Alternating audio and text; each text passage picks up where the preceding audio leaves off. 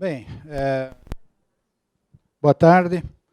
Agradeço o convite dos organizadores para fazer essa palestra aqui. E eu vou fazer uma coisa um pouco diferente, talvez, do que vocês estão acostumados. Eu não tenho PowerPoint hoje. Eu tenho uma lista de pontos aqui na minha frente, porque eu pensei que valeria mais a pena. Eu vou levantar uns pontos e comentar sobre eles.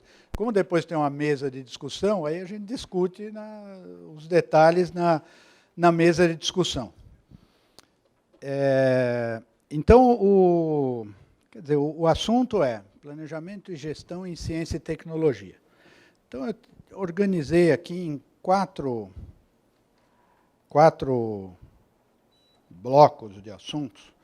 Seria um primeiro que é, eu acho que se a gente fizer vários passos para trás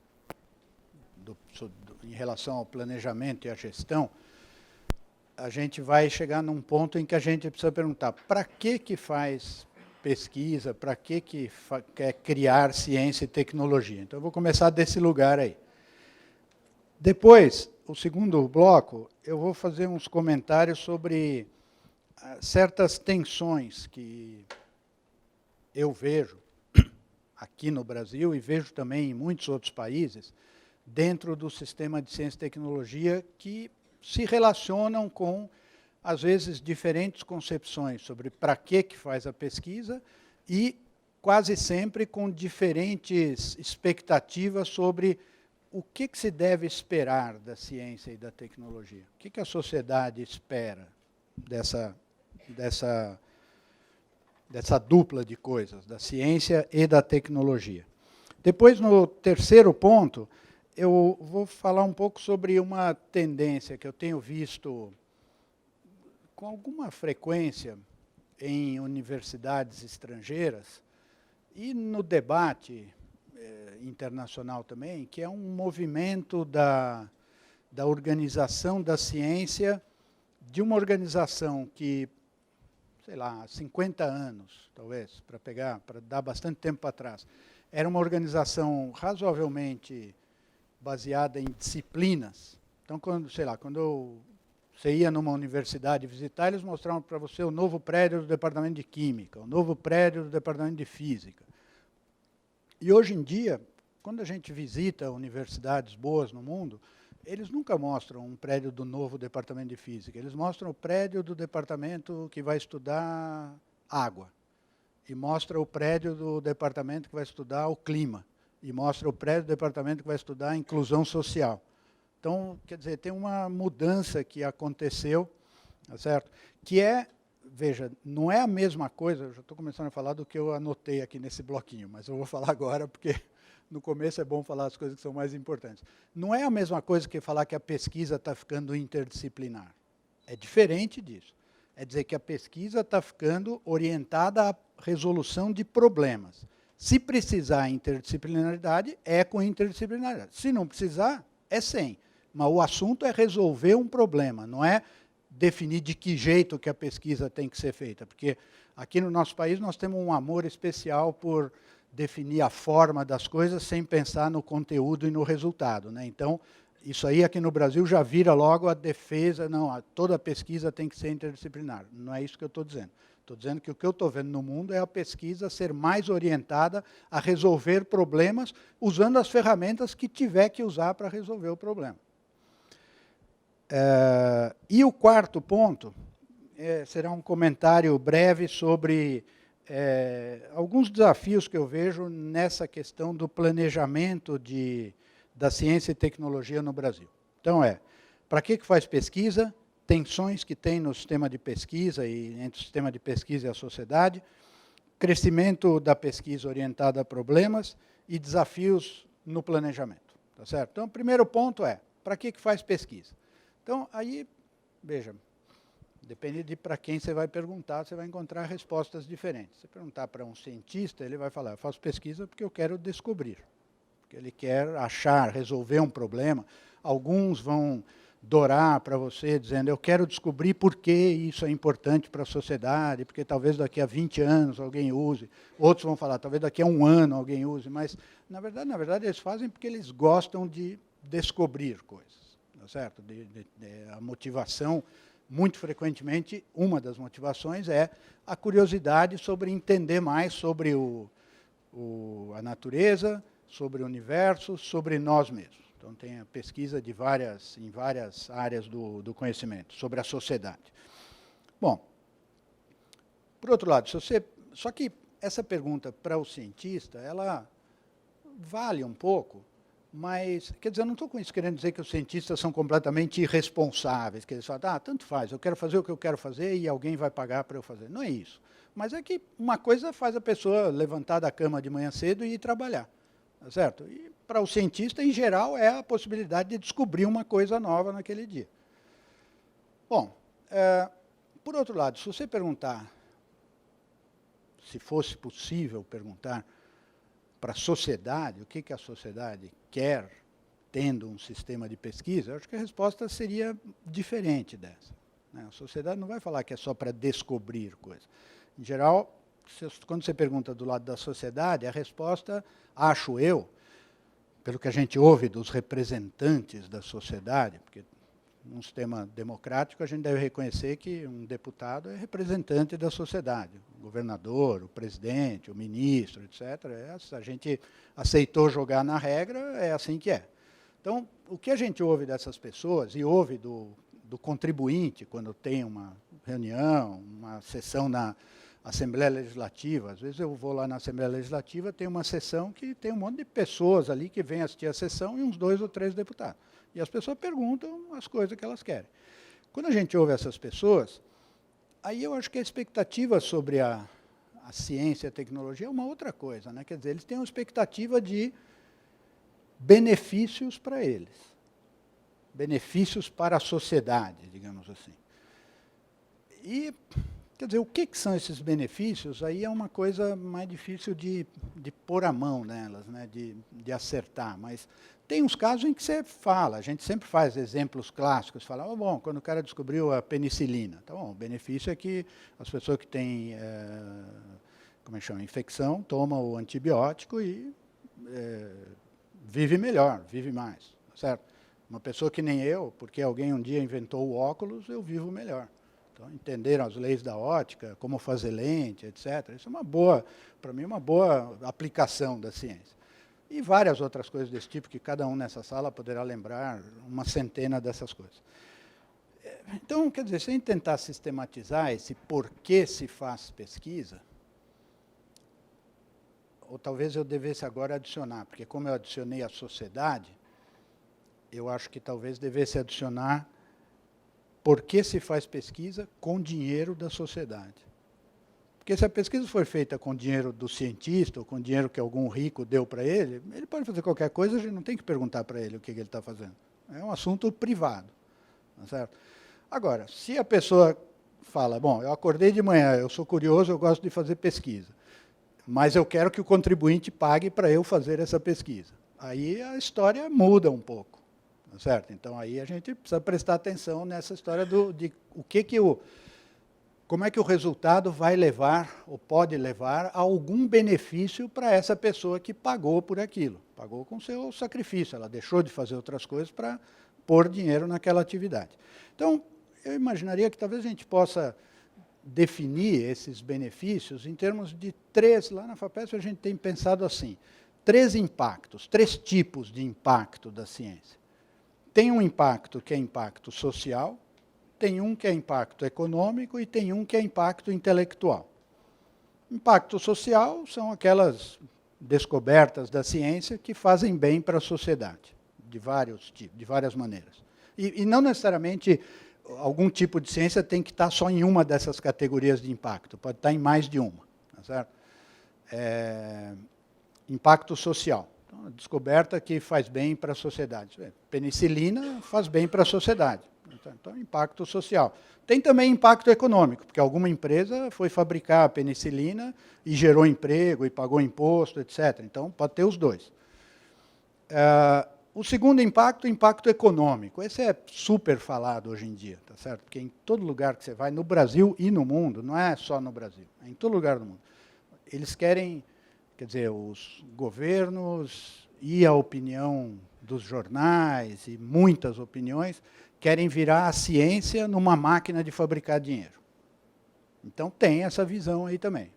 Quando eu digo assim, numa máquina de fabricar dinheiro, eu não estou querendo desprezar essa função importante da ciência, porque quando fabrica dinheiro, faz riqueza para a sociedade prospera, gera mais emprego, as pessoas trabalham, faz transferência de renda e assim por diante. Mas tem uma fixação atualmente no mundo sobre a história do impacto econômico da ciência. E tem, na minha opinião, algumas ilusões sérias que vieram por causa de acontecimentos que aconteceram no mundo nos últimos 50 anos, acontecimentos no mundo da ciência e da tecnologia. Tá certo? Mas, tá bom, o segundo impacto é o econômico. E o terceiro é o impacto intelectual. O impacto intelectual, aí eu estou pensando naquela ciência cujo principal resultado é ser a base para gerarem mais ideias. Outras ideias novas que permitam a gente entender melhor o universo, as pessoas, a sociedade. Então, por exemplo, agora 2015 está fazendo 100 anos do trabalho do Einstein sobre a teoria da relatividade geral. Esse é impacto intelectual, porque, sei lá, ninguém fabrica uma coisa baseada na teoria da relatividade geral. Eles até fabricam um GPS que usa a teoria da relatividade restrita, mas a teoria cosmológica geral da relatividade, não, tá certo? Mas é uma coisa que muitas pessoas no mundo querem saber, querem entender qual que é a relação entre o espaço e o tempo e como é que isso muda ou não muda ao longo da história do universo e como é que o universo começou. Quer dizer, são ideias que têm impacto intelectual e esse impacto é importante, tá certo? Ou quando uma pessoa estuda, sei lá, a literatura de Guimarães Rosa, também está estudando sobre impacto intelectual, impacto sobre as ideias. Não é que ele quer fabricar os personagens, alguns podem querer fazer um filme, etc., mas não é por isso que as pessoas querem conhecer a literatura. É porque as pessoas acham que se conhecerem a literatura, elas serão melhores, elas saberão mais coisas, elas tomarão melhores decisões, farão melhor as coisas que elas fazem. Então, é um impacto de natureza intelectual. Então, eu acho que esses três impactos é que eu acho que estão... Eu penso sempre em colocar na base da resposta à pergunta por que fazer pesquisa com dinheiro do contribuinte. Certo? Porque se for com outro dinheiro, como eu disse para vocês, aí faz qualquer coisa que você quiser. O dono do dinheiro diz lá o que é para fazer. Então, quer dizer, impacto social, econômico e intelectual. E vejam, no nosso país, eu acho que nós temos muitos exemplos bons dos três impactos. Nós temos, na minha opinião, eu acho que nós temos no Brasil mais exemplos bons do impacto social e do impacto econômico do que do impacto intelectual. Quer dizer, é uma coisa sempre constrangedora.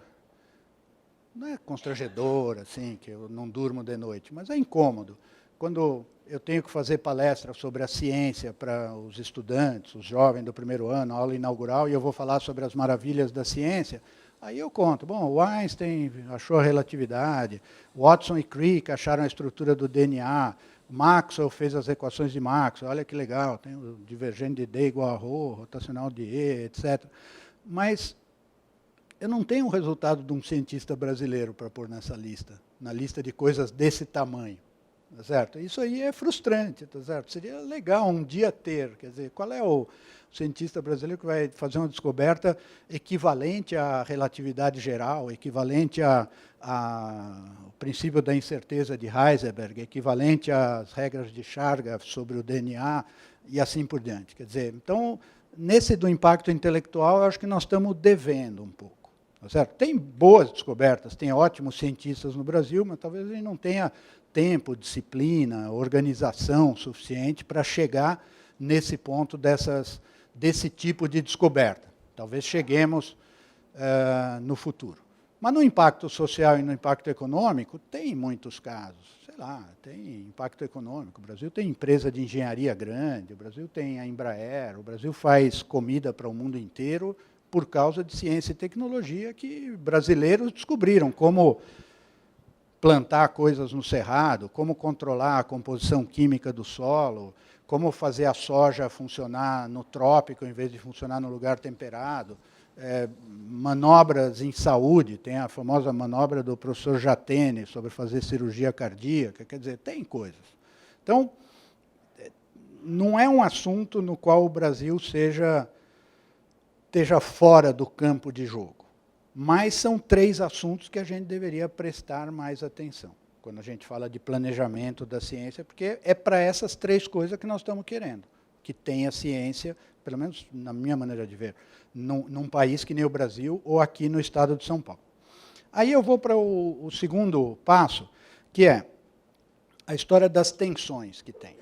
Porque se a gente concordar que a gente espera esses 3 impactos, ou algum desses 3 impactos, ou alguma mistura desses 3 impactos da ciência, aí a gente vai achar certas tensões que existem no Brasil e que existem no mundo inteiro. Por exemplo, como eu disse para vocês, o mundo inteiro fala que precisa ter ciência para ter competitividade. Competitividade da indústria, da economia e assim por diante. Tá certo? Mas o que mais que precisa? O que mais que a gente seria bom esperar da ciência? Porque não é só a competitividade da indústria. Por exemplo, seria bom ter ciência que pudesse ajudar o governo a ser melhor. Se o Brasil entendesse melhor a ciência da heterogeneidade, da inclusão, etc., talvez pudesse fazer mais depressa a inclusão social no Brasil do que está fazendo. Não é que não está fazendo, mas é um problema que precisa ser entendido num país que nem o Brasil. Ciência de organizar um sistema de saúde num país que tem pouca receita fiscal, ou que tem receita fiscal insuficiente, como é que faz para ser o melhor sistema de saúde pública que você pode ter? Também tem uma ciência por trás disso. Então, tem desafios desse tipo. Então, a ciência não é só para a competitividade das empresas, mas a atenção a que eu me refiro é que a conversação sobre a ciência fica sendo quase que só a conversação sobre a competitividade das empresas. E a gente deveria, sempre que possível, ampliar o escopo disso, porque a gente gostaria que o governo fosse competitivo também. Por que que a Embraer precisa mais ciência e a Secretaria da Educação não precisa? Os 2 precisam, tá certo? E vão ser beneficiados por ter mais acesso a conhecimento. Uma outra tensão que eu vejo, essa mais aqui no Brasil do que em países mais desenvolvidos, é uma tensão entre a excelência e a inclusão. Quer dizer, a conversa, nesse caso, é assim. A comunidade científica brasileira se formou, as pessoas da minha idade, se formaram num sistema que a coisa que a gente sempre ouviu foi o Brasil precisa ter uma base científica suficiente para tratar vários problemas. Tá certo? E precisa, não estou dizendo que não precisa. Mas, nessa conversa, estava sempre meio implícito, mas nunca, se você perguntar, nunca ninguém vai se acusar e vai dizer que concorda. Tá certo? Mas eu tenho quase certeza absoluta. Está sempre meio implícita a ideia assim, precisa ter uma base, mesmo que não seja muito boa. Mas eles nunca te contam essa história desse jeito, quando você tem 19 anos, 20, tá certo, 25. Não, é tudo excelente, não sei o quê. Mas quando você olha de onde eu estou olhando, você vê que é desse jeito que é a base que foi feita, por várias contingências. Então, por exemplo, num país que nem o Brasil, que hora que o principal desafio deixa de ser ampliar a base para fazer algumas coisas espetacularmente excelentes? Deve ter uma hora que isso acontece. Porque nenhum país do mundo passa o tempo inteiro querendo ter uma universidade em cada estado, uma universidade em cada cidade, uma universidade em cada bairro. Chega uma hora que eles param e falam, bom, vamos ver aqui quantas que dá para manter para serem muito boas. E aí focaliza naquilo. Quando é que essa hora vai chegar no nosso país? Será que está longe? Será que está perto? Quer dizer, mas tem essa tensão no sistema brasileiro. Tem até porque tem uma heterogeneidade enorme no Brasil. Então, tem lugares do Brasil onde realmente a estratégia é ampliar, é pôr alguma coisa ali. Tanto faz a qualidade. Tá certo? E tem outros lugares do Brasil onde você olha em volta e tem um monte de atividade de pesquisa e onde a pergunta natural é como é que faz para isso ser muito melhor do que é? Então, é difícil, né, conviver com a heterogeneidade, achar as respostas certas, levando em conta a heterogeneidade. Eu, às vezes, acho que talvez seja impossível. A gente não deveria falar da ciência e da tecnologia no Brasil, porque não existe essa entidade no Brasil. É tudo tão diferente em cada lugar do Brasil. Tinha que falar nos Brasis, nos lugares do Brasil. Eu não sei a resposta para isso. Mas tem essa tensão que eu vejo entre a excelência e a inclusão, entre ampliar e fazer bem feito, fazer com excelência. Tem uma outra tensão, que essa a gente vê nos países desenvolvidos e vê aqui, que é a tensão sobre obter resultados da ciência. Quer dizer, na verdade é uma tensão entre o impacto social e o impacto econômico contra o impacto intelectual. Quer dizer, é aquele tipo de argumento que fala, mas esses professores da universidade fazem uns papers que ninguém consegue entender nem o título, para que serve isso aí? Vocês já devem ter ouvido isso em algum lugar. Eu já ouvi em muitos lugares de pessoas educadas, não é de pessoas ignorantes.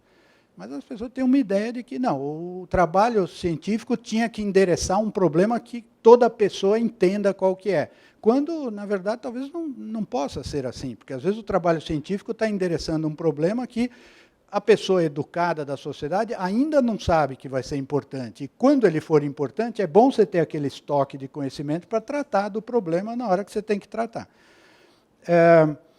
Mas você veja, isso aí os ingleses estão se debatendo com isso. Tem vários colegas de Manchester que participaram hoje de manhã. Quer dizer, eles estão um debate enorme na Inglaterra sobre a história do REF, o Research Excellence Framework, tá certo? Para avaliar as universidades, e aí eles criaram essa coisa que as universidades têm que demonstrar impacto. Impacto social, impacto econômico, esses que eu estou falando aqui. Então, nós temos que mostrar na avaliação 5, 6, 3, 10 casos onde a pesquisa daquela universidade levou a um impacto bom para a sociedade. É um debate grande na Inglaterra. As universidades inglesas debateram antes de fazer, estão debatendo ainda, porque muitas dizem, puxa, mas vocês querem reduzir a um impacto documentável, às vezes uma descoberta que não tem como reduzir a um impacto documentável. Então, como é que faz o professor do departamento de filosofia? Qual que é o impacto documentável que ele vai mostrar? Então, esse debate está forte na Inglaterra. Nos Estados Unidos, que é o país, talvez, líder em ciência no mundo, não sei se vocês sabem, mas tem um deputado no Congresso americano que apresentou um projeto de lei que estão analisando, daqui a pouco vão votar, que é sobre definir que todo projeto de pesquisa que for analisado pela National Science Foundation só pode ser aprovado depois que a comissão do Congresso concordar que aquele projeto é no interesse nacional dos Estados Unidos. Se fosse aqui no Brasil, era dessas coisas que todo mundo aqui nessa sala ia falar, só mesmo no Brasil ia aparecer um idiota assim, tá certo? Mas não, é lá, tá certo? Eles fizeram a bomba atômica, mandaram o homem à Lua, tem indústria farmacêutica, fizeram o Google, fizeram, sei lá, tudo, tá certo? Mas tem um lá que fala que tem que olhar desse jeito a pesquisa. E o Congresso está debatendo, quer dizer, a comissão desse deputado tem direito de ir, e tem uma sala na National Science Foundation, onde eles têm direito de examinar todos os processos da National Science Foundation para avaliar se aquilo lá, segundo eles, é no interesse nacional ou não é. Então, vejam que essa história da tensão entre o utilitário e a descoberta, para resumir em 2 palavras, ela tem em todo lugar. Ela não é uma propriedade nossa, não é dessas coisas que você pode dizer, é porque aqui no Brasil tem muita ignorância que falam isso. Não, em todo lugar tem isso. E tem, na minha maneira de ver, porque você está financiando isso com o dinheiro do contribuinte. E é justo que tenha essa tensão, porque é justo que o contribuinte queira entender e que os representantes do contribuinte queiram ser convencidos. Por que aquele dinheiro é melhor usar para fazer aquilo do que para asfaltar a estrada? Ou do que para construir um posto médico? Ou do que, sei lá, para 30 mil coisas que a gente pode imaginar que a sociedade brasileira, americana, inglesa quer ter acesso. Tá certo? Então, essa é uma tensão permanente, que eu acho que ficou mais aguda no mundo inteiro, e por consequência também aqui no Brasil, com o advento da internet. Quer dizer, o advento da internet e a facilidade de comunicação geraram duas coisas aí. Geraram que a facilidade de comunicação faz todo mundo, ou qualquer um que quiser, poder ter acesso a esse tipo de informação. Então, por exemplo, qualquer americano que quiser saber qual é a lista dos projetos de pesquisa que a National Science Foundation financiou, ele pode ir lá no site e ver. Qualquer paulista que quiser saber tudo que a FAPESP financiou, vai no site da FAPESP e tem a lista inteira dos projetos. E aí cada pessoa começa a fazer o seu juízo daquilo ali.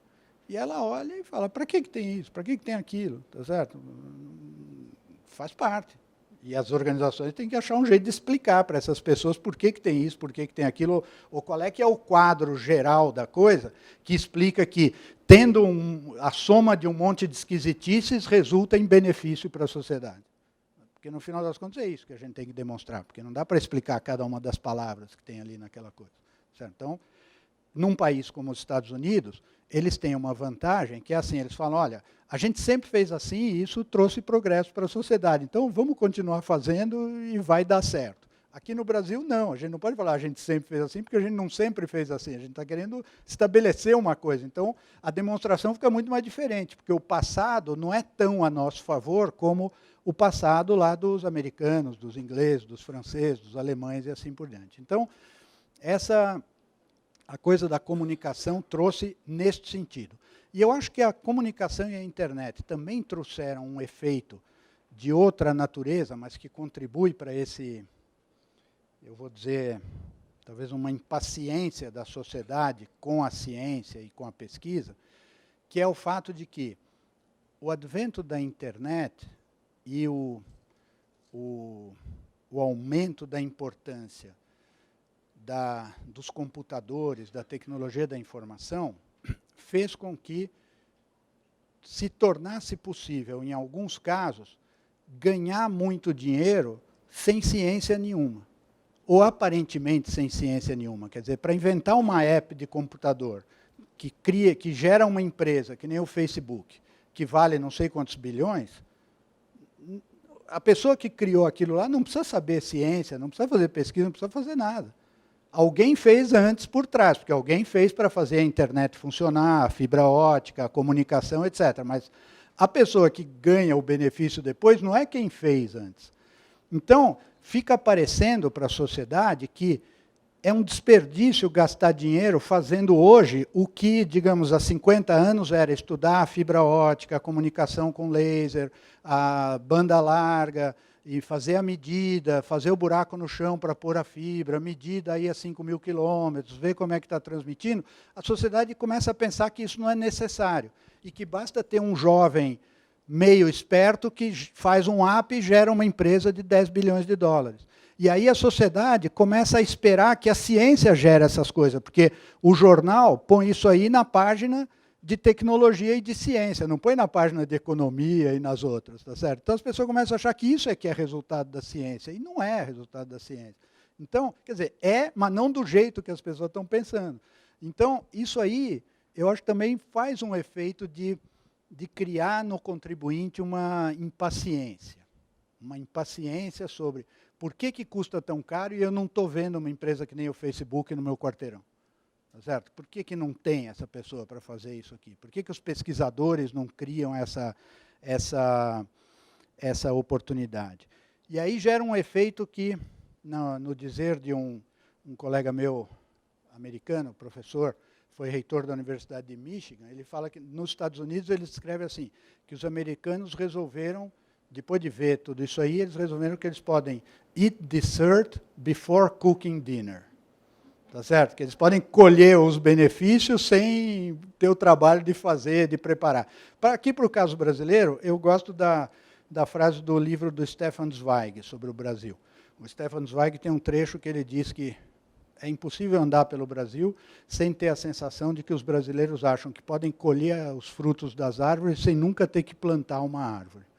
É isso, tá certo? As pessoas acham que podem colher os frutos da ciência sem nunca fazer o estoque de ciência que nos trouxe onde a gente está hoje. Então, tem isso é uma tensão importante que está na nossa sociedade e está afetando a maneira como deputados, senadores, governadores, presidentes, ministros, no Brasil e fora do Brasil, veem o financiamento da ciência, porque eles olham para um cientista e eles veem, parece aquelas coisas de desenho animado, né? Não tem aquele que o cara olha e vê os cifrões ali no olho? Eles olham o cientista e acham que aquilo é uma máquina de fazer indústria que vai valer $1 bilhão daí a 3 anos e etc. E não é isso que é, tá certo? Alguns podem contribuir para isso, mas não dá para olhar a ciência só dessa maneira. Então, essa é uma parte importante dessa tensão. Ainda no assunto da tensão, uma outra coisa para a gente considerar é que a estratégia para planejar um sistema de ciência e tecnologia, quando eu falei, por exemplo, planejar, quer expandir ou quer ter coisas excelentes? Isso é um dos elementos de uma estratégia. Essa estratégia, ela certamente é afetada pelo fato de que tem certos países que são líderes em ciência e tem certos países que são seguidores. Nós estamos mais na condição de país que é seguidor. Então, quando a gente é seguidor, é natural que a gente tenha muito mais resultado no impacto social e no impacto econômico, porque o que nós estamos fazendo é usando o estoque de ciência que o mundo inteiro fez na história da humanidade e criando algum benefício para a sociedade brasileira. É uma boa coisa de fazer, tá certo? Agora, deve chegar uma hora que a gente vai falar, puxa, mas para fazer benefício de verdade, nós precisamos descobrir uma coisa que nunca ninguém, em lugar nenhum do mundo e na história pregressa da humanidade, descobriu. Aí nós vamos entrar no ramo de fazer a ciência que tem o impacto intelectual de verdade, que é aquela coisa totalmente nova, não é melhorar uma coisa que alguém já fez, é a pesquisa que eles chamam transformadora, que muda um campo de pesquisa, que faz aquilo ser totalmente diferente dali para frente. Então, essa é outra coisa para considerar, ser líder ou ser seguidor. Bom, o terceiro ponto do qual eu queria falar é aquele sobre o crescimento da pesquisa orientada a problemas, que, como eu disse para vocês no começo, é notável. Na Inglaterra, na França, nos Estados Unidos, na Alemanha, em todo lugar. Você vai lá, quer dizer, como eles estão sob essa pressão para dar resultado, então, eles não podem mais usar, é a história do... O povo quer comer a sobremesa, tá certo? Eles não querem ver o cientista cozinhando o jantar, limpando o frango, etc. Então, as pessoas não querem apoiar um novo departamento de física, eles querem apoiar um departamento que vai estudar a água na Califórnia, porque teve a seca na Califórnia. Aí eles conseguem financiamento para fazer. Ou a energia não sei aonde, ou o clima, ou várias outras coisas. Então, essa movimentação em direção à pesquisa orientada a problemas, eu acho que é uma movimentação sobre a qual a gente está demorando para entender aqui no Brasil. E eu acho que isso talvez fizesse um benefício para avançar mais o funcionamento da ciência e a legitimação da ciência aqui no Brasil. Não estou com isso querendo dizer que não tem, que ninguém presta atenção nisso. Muitas pessoas prestam, tá certo? Muitas agências de financiamento, etc. Mas a gente ainda não vê, por exemplo, as universidades se mexendo decididamente nesta direção, como a gente vê a Universidade da Califórnia, a gente vê Oxford, a gente vê Cambridge, vê Stanford e assim por diante. Então, é uma das coisas a considerar. A outra coisa que falam muito, quando fala dessa coisa de orientado a problema, é da história da colaboração universidade-empresa.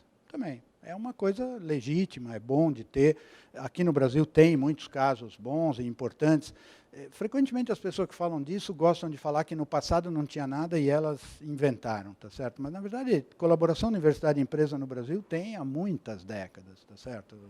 Nessa universidade, em outras universidades. É uma coisa que vai crescendo sobre os sucessos do passado e vai se tornando mais intensa.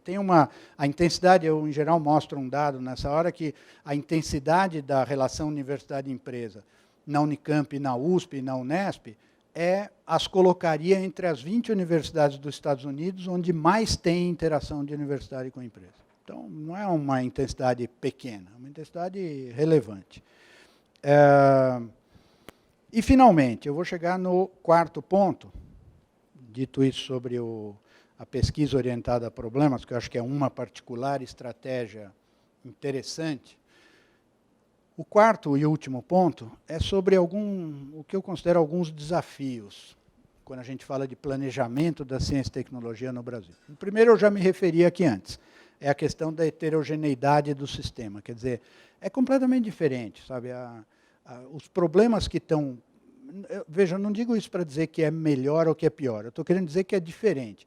Os problemas que estão frente a nós, aqui na FAPESP, do ponto de vista de planejamento de ciência e tecnologia em São Paulo, são completamente diferentes dos problemas que estão frente à Fundação de Amparo à Pesquisa do Estado do Amapá.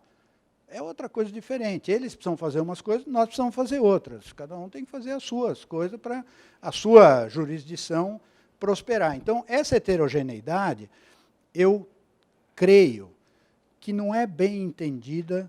Se ela é bem entendida aqui por necessidade, porque quando a FAPESP vai pensar em plano de ciência e tecnologia para São Paulo, faz umas semanas eu fiz uma palestra aqui no DPCT sobre isso. A gente pensa sobre o Estado de São Paulo. Mas eu acho que Brasília não entende bem isso aí. E faz uma coisa que é tratar todo mundo igual. Então, o programa é igual para todo lado, o jeito de fazer é igual, e aí você acaba não fazendo o melhor que poderia fazer. Não é que não faz nada e que não tem nenhum resultado, mas eu acho que falta prestar atenção para o fato que o Brasil é diverso e tratar os diferentes de jeito diferente. Não estou falando isso para dizer, tem que dar mais dinheiro para São Paulo. Não é isso. É para fazer políticas públicas que sejam mais efetivas para desenvolver a ciência e a tecnologia no Brasil. E reconhecer, por exemplo, o fato que, no Brasil, diferentemente do que acontece em muitos países, isso talvez seja quase uma jabuticaba, né, dessas coisas inventadas no Brasil que não tem em nenhum outro lugar. Tem um sistema de financiamento à pesquisa que tem órgãos muito importantes que são federais, tem órgãos muito importantes que são estaduais. É difícil você encontrar um lugar do mundo que tenha órgãos estaduais para financiar a pesquisa. Então, como é que faz para pensar a política de ciência com todas essas coisas? Não dá para um fazer e contar para o outro. O ideal seria que fizesse uma política nacional, mas, na verdade, no Brasil, nós temos política federal, política estadual e política municipal, às vezes. Quando o certo seria até uma política nacional para a ciência e tecnologia, podia ser até nacional olhando para regiões, mas é notável como, quando discutem as políticas em Brasília, eles estão sempre pensando no assunto federal. Então, quando o Ministério da Educação quer discutir o ensino superior, eles conversam com os reitores das universidades federais. Eles não conversam com o reitor da USP, da Unicamp e da Unesp, que são as 3 principais universidades públicas de pesquisa no Brasil. Então, eles fazem uma política federal, não fazem uma política nacional. Tá certo? Tem, às vezes, editais de agência de financiamento que falam só pode concorrer se for da universidade federal, se for da universidade estadual não pode. Depois faz um outro menorzinho para a universidade estadual parar de reclamar. E daí a 3 anos repete o ciclo de novo.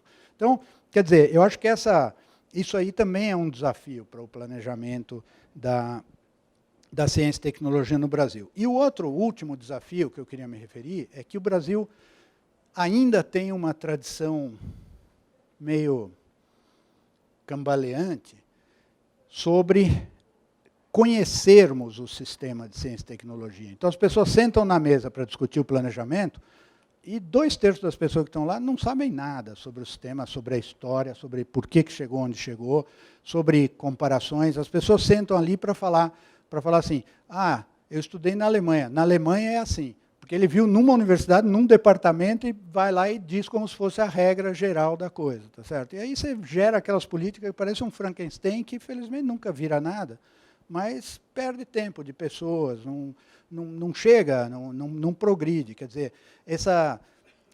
isso de novo, é uma coisa que eu acho que a gente talvez precise aprender mais essa característica da democracia, porque é um troço incômodo, né? Você querer discutir a política e fazer um documento e pôr o documento na internet para todo mundo criticar e dizer que aquilo que você fez está errado, não sei o quê.